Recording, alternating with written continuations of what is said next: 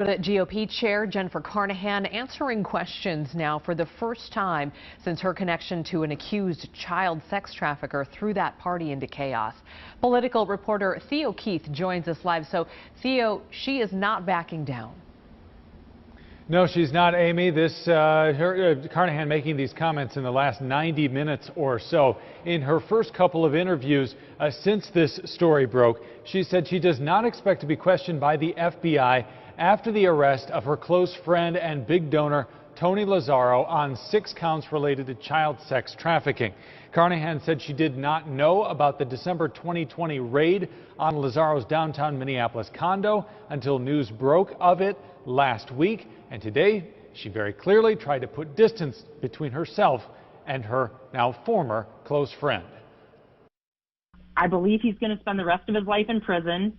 And he probably should, right? I think that's likely what's going to happen. But we need to keep our party focused on the right things and not tear down innocent and good people that have worked their hearts out for their party and have lived really positive lives, forever. Carnahan said she will absolutely not resign, her words, over separate allegations that she mismanaged sexual harassment accusations against 2 staffers and her use of non-disclosure agreements against staffers at the party. Carnahan now faces calls from 4 of her 14 board members to resign, the latest being Patty Meyer, who sent out a statement just minutes before Carnahan's radio appearances today, saying that Carnahan is a liability that our party can no longer accept. She has lost our trust and confidence and is no longer an effective leader. Today, Carnahan said that it would be up to party activists to remove her and that she would accept the result one way or the other.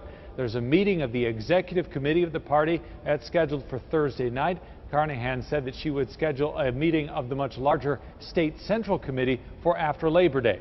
I can tell you just anecdotally, watching Twitter today, if Carnahan was expecting to clear up any issues between her and her critics, she did not do that. Her critics still want her resignation. We're live from the Capitol. Theo Keith, Fox 9. All right, Theo.